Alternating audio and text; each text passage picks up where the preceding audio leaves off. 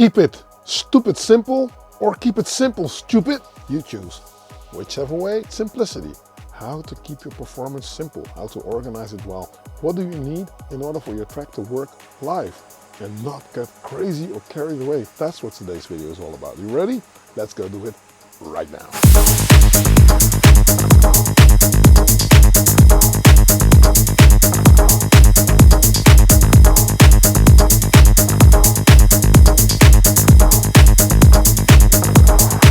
Yo, check it out, I'm Analog Kitchen and thank you for checking out yet another video. Now, if this is your first time here, do not hesitate to click subscribe and hit that notification bell. Whenever I upload a new video, you'll be kept in the loop and you'll not miss out on anything. Stick around till the end of this video. I'll tell you all about Patreon, Discord, about the community, and about analog apparel, kitchenware, like the stuff that I'm wearing right now. As a matter of fact, if you're watching the premiere right now, the store went live just an hour ago. So these kind of cool vibe thingies that have been created are available. So grasp them if you want to. Thank you for the support anyway. Today, the video, it's all about trying to organize stuff and keeping it simple. Now, I've been over this at length in multiple videos, but by now I think it might be a good idea to actually just sum it up quick, fast on how you get there. So we'll start with the drums, with the A category. We add stuff to it and we'll just make a small chord change. And this should be simple to follow. So if you're struggling with getting out of the loop that you're in, or you want to just like enhance the track, I've made a few simple things on how that works. So watch the Minitaur, because the magic is all in the bass line and what happens there. There's arpeggios involved that I always use. Not arpeggios that I always use, but the fact that I'm using arpeggios of some sort all the time. That's pretty much what I'm saying. There's two. So they interact, because I do think it's very important that you've got like one that is static and one that follows the music a little bit, so that whatever happens, you can either just like steer the boat straight or just take a turn, whatever you want to do, depending on where you are in your performance, which is very important. Flexibility is there. Now, I did not incorporate the live aspect of live looping or live recording, which is a very simple thing to add, but that's not this video today. I just wanted to just like tell you like how to keep things simple and in terms of how things work, how I'm thinking about it. Now, everything is routed through a DM12 mixer, which is a Midas mixer, which is Behringer of some sort at some point, but I don't mix anything on that mixer. I just wanted to just like tell you that I've got like the effects that are sitting in the case. I've got two effect pedals that I'm using. That's a DD7 by Boss, which is Roland. And then there's a Black Sky, which is a blue sky, but it's a limited edition, black one, so I'm calling it the Black Sky. And they're routed through each other, so first delay, then reverb, and that is being fed through a send on the mixer, so whatever sound you hear, ideally I could get to it, get the reverb on there, but obviously you're not going to stick that on your kick and on your drums. For the style of music that I'm making. So follow along. It should be not too hard to follow. If still, reach out. You can either do that by leaving a comment in the section below, or hitting us up in chat, or checking out Patreon, you know, which is connected to Discord, but I'll tell you more towards the end of this video. Now, if you're ready, let's go. So we're going to go over this simple, yeah? Keep it stupid simple or keep it simple stupid. I mean, you choose. This is the Akai MPC Live. It takes care of the MIDIs. This is my drum computer, or it is the Octatrack Mark II, but the drums are going to come from here now. To keep it simple, let's quickly start with drums here. These two are connected. As you can hear, let's go over what I got for the kick. The kick, again, it's got something that's hanging off the tail. Don't know where this kick came from. Let's go in quick fast to see what it is. So there's something towards the end here.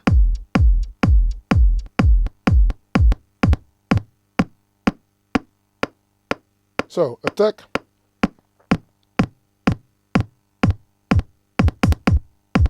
There's some sort of a hi-hat still that you can hear attached to it.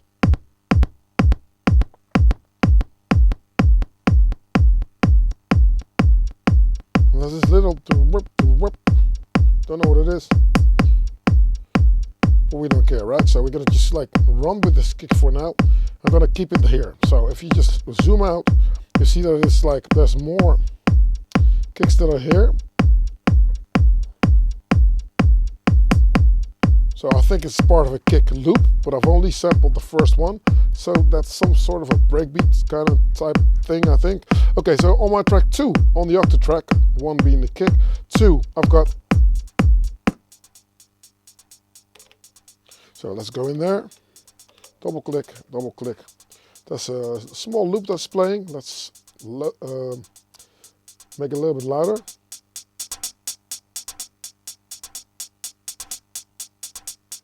Now all these things are very, very simple to get to, right? So I don't overthink it. So in order to get my music going pretty fast, as one of my esteemed colleagues once said, many, many years back, Sander Kleineberg says, well, the music making, to me, it's only fun the first 5 hours that I'm doing it.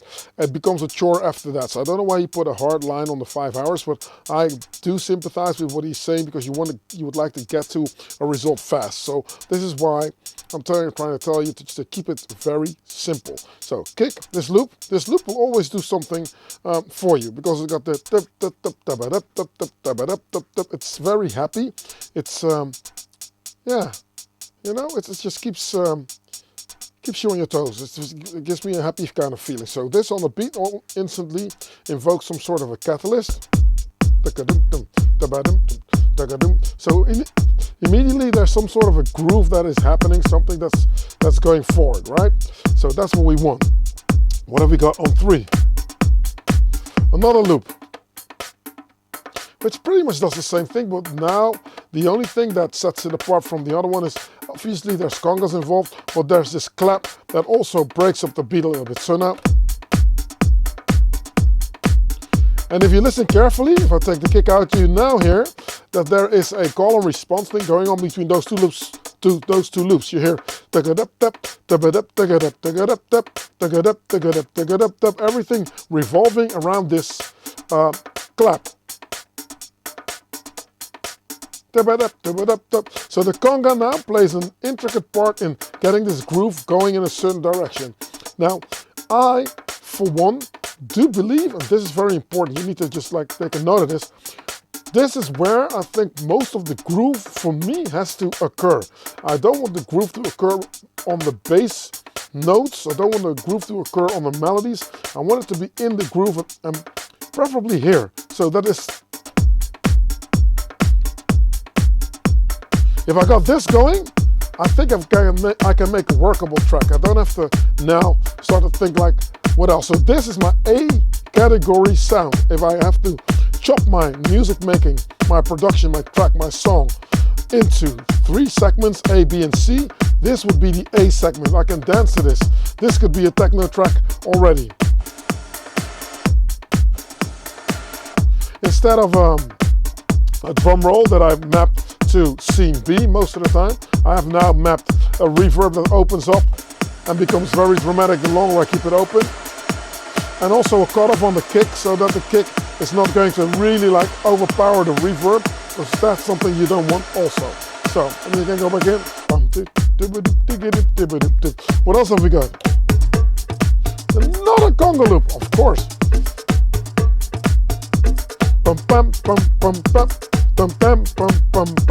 This is there, it doesn't need to be there, and for now I'll just double click it and I'll go into with function and bank, which means I'm going to edit it, and plus 13.5 dB is a bit enthusiastic, so let's lower it a little bit. But as a rule of thumb, your kick has to just like stay the dominant party here. So the kick is constantly bam, bam, bam. So whatever I add to it, the more stuff I'm going to add to it, the more I have to think on, can I narrow the bands in the EQ section, which is, if you watched last week's video on where stuff sits in the frequency spectrum, the more sounds you use, the more room it's going to take out of the frequency spectrum. And the risk is that a lot of stuff is going to start to overlap. So if it sounds too busy, take it out, or turn it down, or take out low. Those are 3 things that you can do. Turn it down, space it out of the way with panning, or at least kill it completely. I think this works, but in order to give a little bit of an extra, 2, 1, 2, 3, you go. So I got another catalyst going. Now, I've been doing this for quite some time, so I know that to space out certain drums that they just don't feel as though they are hitting you in the face, because there is low-end content here, here. Now, because I didn't play it too loud, there you go. Now it will interfere with my kick. And I can play it this loud if I didn't play any other loops, but I am playing other loops and there's more music coming even. So there's much more that I have to add to this thing already, so I try to keep it simple as I said. So, keep it like this. Play the other one.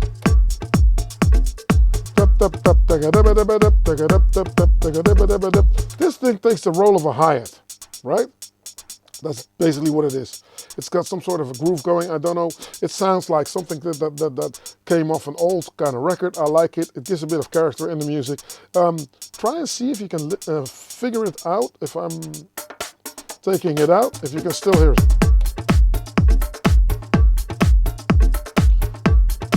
In my mind now the groove only does, and what I need is, it gives a little bit of it speeds up the groove. I can even turn it up a little bit, I think.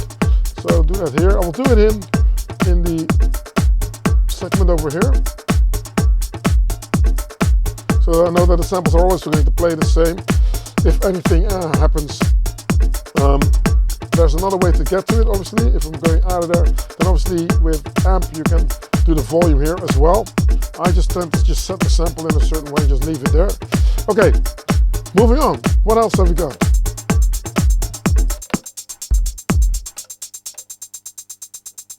Hat, just a straight hat.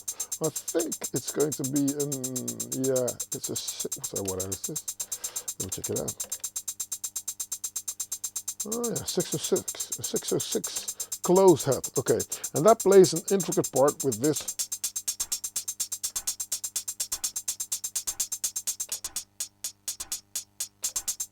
So those two are joined at the hip, right? So with everything else,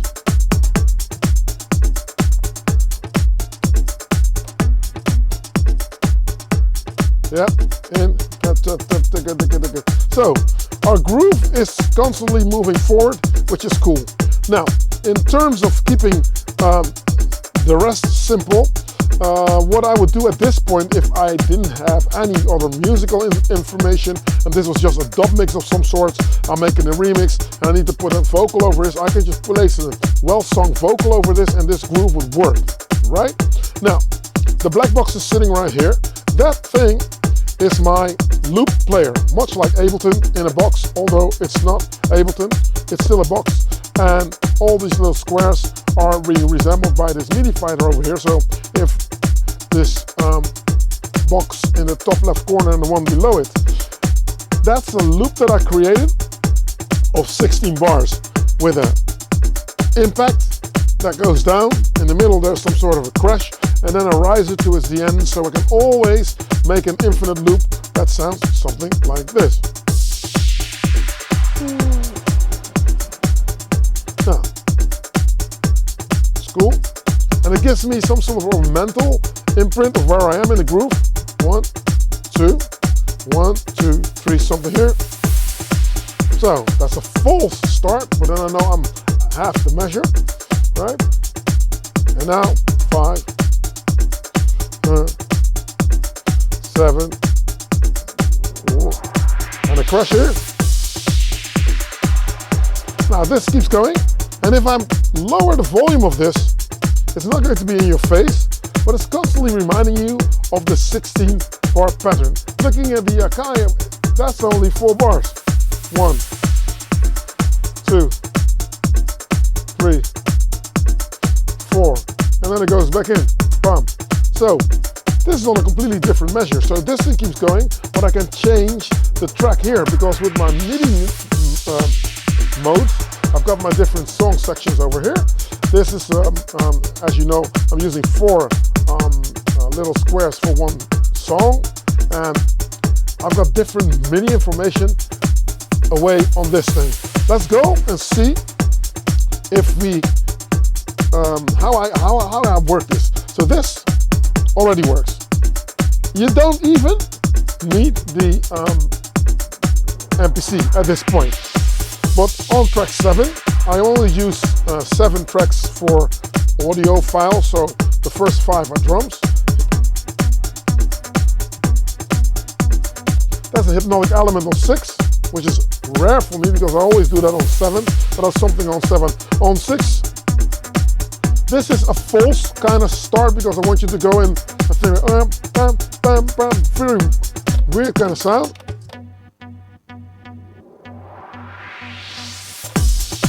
So this goes. Still, it is a cross between a drum sound and a musical sound, but if I'm going to add my arpeggio in, then all of a sudden we're making music. So listen to this.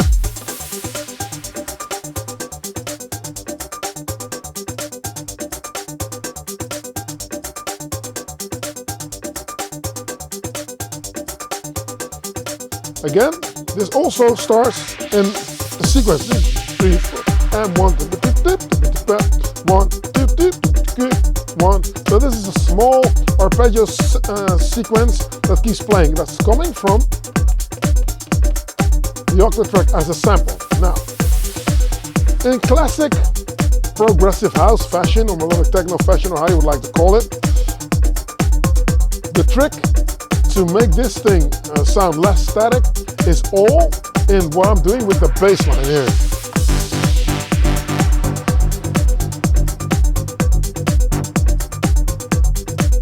Bass line comes from a Minitaur, that's being played by the MPC. So this is why I need my MPC constantly.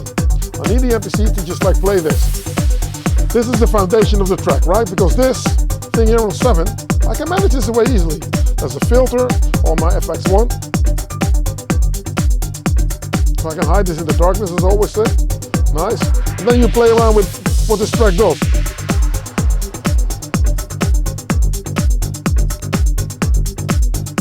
So there you go. Easy. Now it's a track that you can just play, you know, it's one of those DJ tools. But if you want this track to stand out and do something with the crowd, obviously it needs to move a little bit. So what you're going to do, what you're going to have to do is look on how you can get a little bit more of a musical thing going, but do not take away from the dancing aspect. Now, a lot of people are saying, yeah, it's all going in the same direction, nothing much is happening. But when you're dancing, nothing much needs to happen. You know, you have to determine what you want to be, what kind of artist you are. Do you want to just like have people dancing, or do you want to be there and show people how cool you can produce synthesized? Because that's a completely different theme altogether, which is cool. But I prefer to have people on the dance floor hypnotized and ready to get kicked in the butt with the next vibe, right? Now, let's take this bass line out for a second and play something that the arpeggios, because I've got another one, this arpeggio is going to play with the D Smith tetra that I got sitting over here. Now, the D Smith tetra plays another arp, very stereo, and I've got like the frequency filter here and length. This thing goes into the octave track, so if I open this up, all of a sudden, both of the arpeggios are now being fed reverb, which sounds something like this if you kick the beat back in.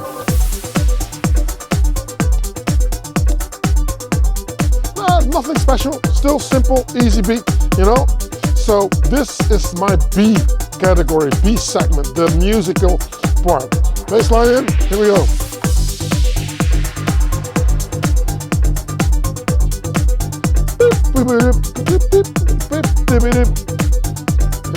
So take this a little bit out of the way because there is a slight difference. Make this a little bit shorter. And I didn't use a through machine here. I'm only using the monitoring of the octave track, so I don't have to actually use an extra track for it. It just comes in through here on the mix. It's just the direct in, so you can hear whatever is coming into the octave track, and it comes out of the stereo, which is cool. So I'm using input A and B. This goes into input A and B. So now I've got Another thing, otherwise I have to stick more stuff on the mixer, which means that the mixer would be getting bigger and bigger and bigger, and less easy to travel with and connect. So that's how the connection works. Filter it down a little bit. I'm gonna open the filter a little bit here. Get out of the mix page, yes.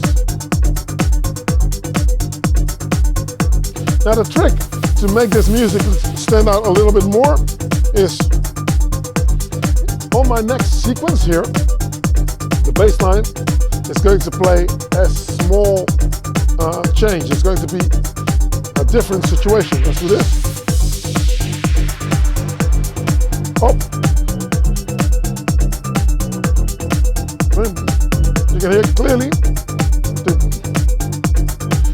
And the arpeggio is also playing along with that, so now you got this.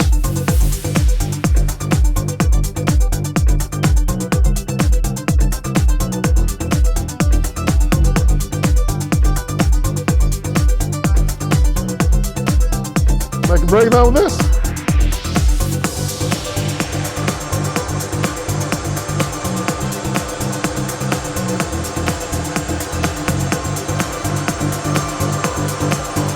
Going a little bit more aggressive. Get this diode working on this Minitaur here.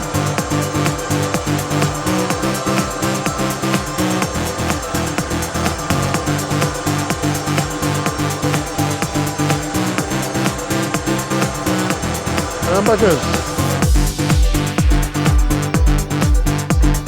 And we're in business.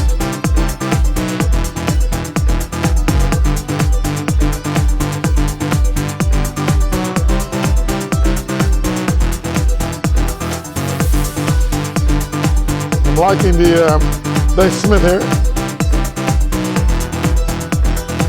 Now in order to make another change, let's lower this filter here. Lower this as well.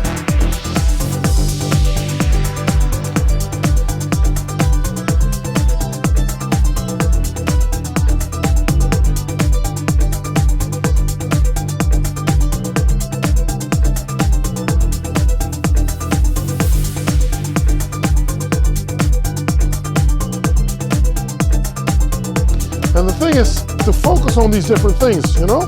This is a very important part, and I am that simple. There's a filter here for one arpeggio, and then boom, out. I'll just turn down the volume. Not like, oh, let's map it away. There's a small belly thingy that I think is coming from the archive that's playing somewhere that I've played. It's so cool. But this is how I do it, basically. And then, you know, you play around with the length and the grit of the bass line. And you can hear that it's getting some effect, which is going into the delay and then out of the black sky here.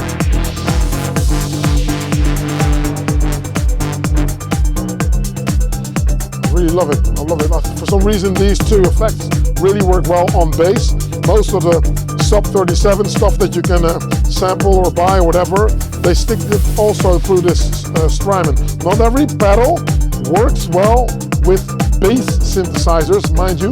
Not every pedal works even well with synthesizers in general. But this goes well. This delay goes very well.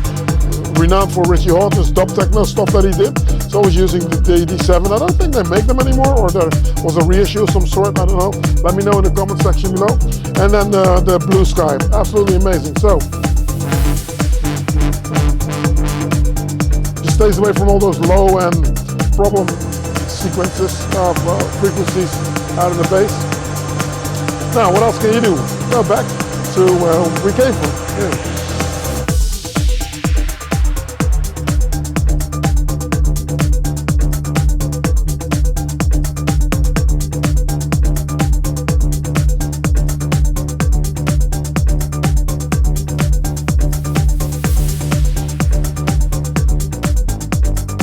Funny, I don't know why it got pitched up 7 semitones, but it did.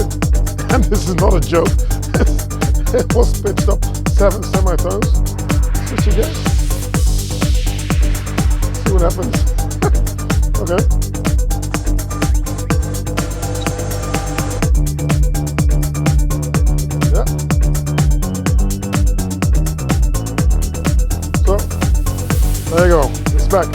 7 semitones out of the Ghost in the Machine synth. Nice. Kick out.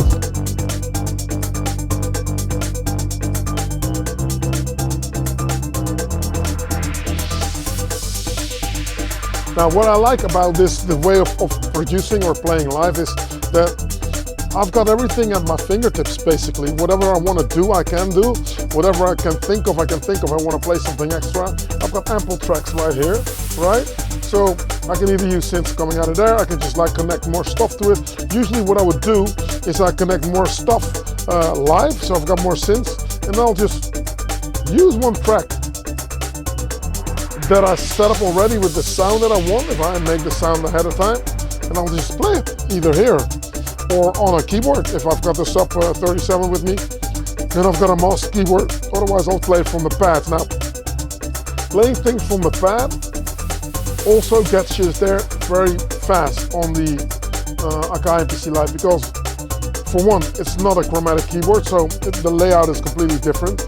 So you have to just memorize where certain notes are, and those you make more mistakes, and those happy accidents are cool. You can even set it that you won't make any accidents, but obviously it's just the way you want to work it, you know. And then there's chord memory as well. So on every track, what you want to do, you can either just go in, say like pad performance, and then you got all your chord setups right here. So get a book, find out what chord you're in if you don't know any chords, and you just play along, and it's just cool, you know. No problem there. Now, let's put the kick back in, right? And this thing needs to fit as a jigsaw. You might encounter a few problems when you try to do this if you're not that skilled yet with where what goes. It can take a while. But the thing is, try and look at things differently, right? Or simply, just look at what's happening. For instance, let's lower this and go back.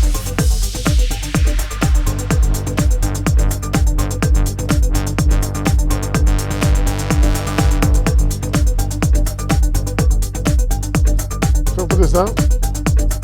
Let's see if we got that hypnotizing thing over here.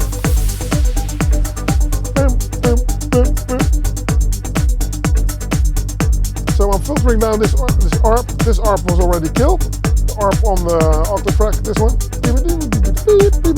So that one's gone. Now this one's already closed, the basement here. The very stereo one, the wide one. Also, this one is coming straight out of the middle a little bit, and this one just plays around on the sides. So there's some sort of an, I don't know, 3D thing going on for your listener, which is cool. And if the sound system is not that cool, or it's mono or whatever, and half of these notes are going to fall away, you've got another one that's in the middle, so they will still interact, right? Now, winding it down. And this is why you got like one element that just keeps going straight. So this is how I build up the track. Drums, this thing, because this to me is house. People that know house music know exactly what I'm talking about.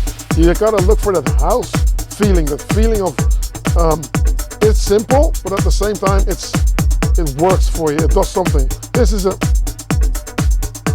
so I'm gonna take out some loops.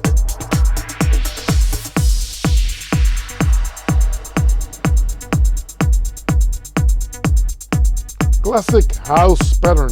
I always like to have some sort of a housey element in my music so that the music can do different things. And then I've got these loops to play around with. So before I start to do all the melodics, if it's not a melodic kind of crowd, or they just don't want to be like dreaming away with melodies, then you have to just like look at it from an adrenaline point of view. And then obviously it's going to be more drum based. Or the other loop. 1, 2, and 4 then, we'll play this. Or both of them, 1, 2, 3, and 4. So quite simple. So that's how I just set it up. Yeah, so what do you think of that? What do you think of that? You know what I mean? Hey, what do you think of my sexy outfit? You like it? This is one of the things that you can find on my Fourth Wall Shop, my Analog Kitchen web shop, where I can now offer you guys this this and many more designs that have been created. I'm very proud of it because it means it's the next step in my YouTube journey, in my influencer journey, which I did not expect to happen years back, but here we are. So if you like this thing, go check out what else there's there. There's some cool designs. It's all synth based, obviously. It's all in our little niche, in our little zone.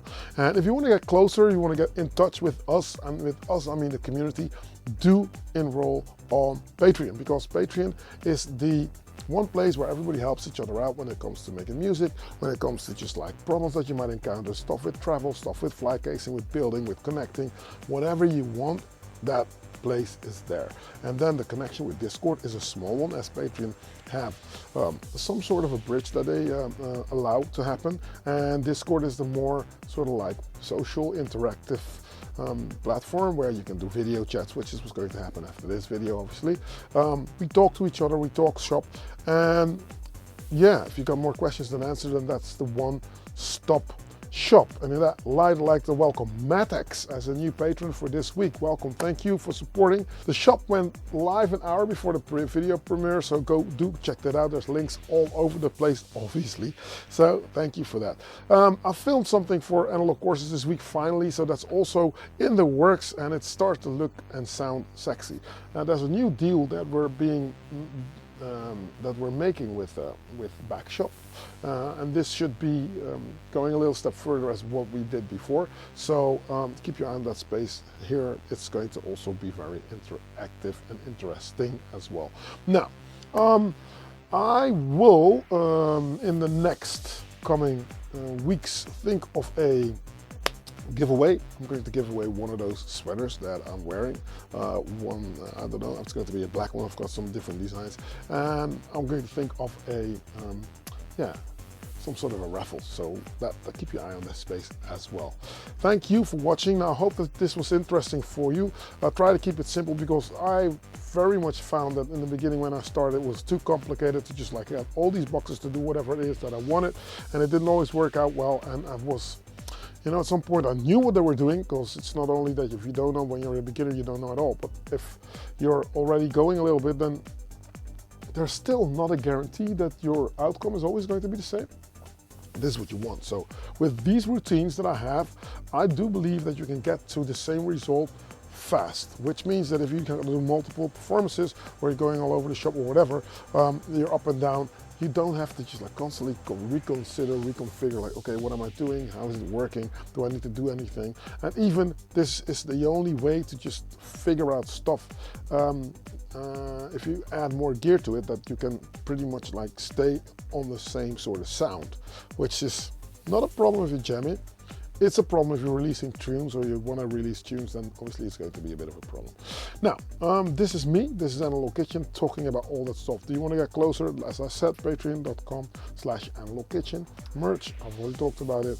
Music you can also find on Bandcamp if I find it cool enough to release, but keep your eye on this space with Kitchen Club records as well, as we are collecting tracks, and some of the patrons have been making really good tunes, and I want to release them as well. Now, if anything else, if you made it this far into the video, you are an absolute superstar. Thank you for watching. Next week there's going to be another video. Keep watching this space on Analog Kitchen. Thank you for watching. I am out. Peace.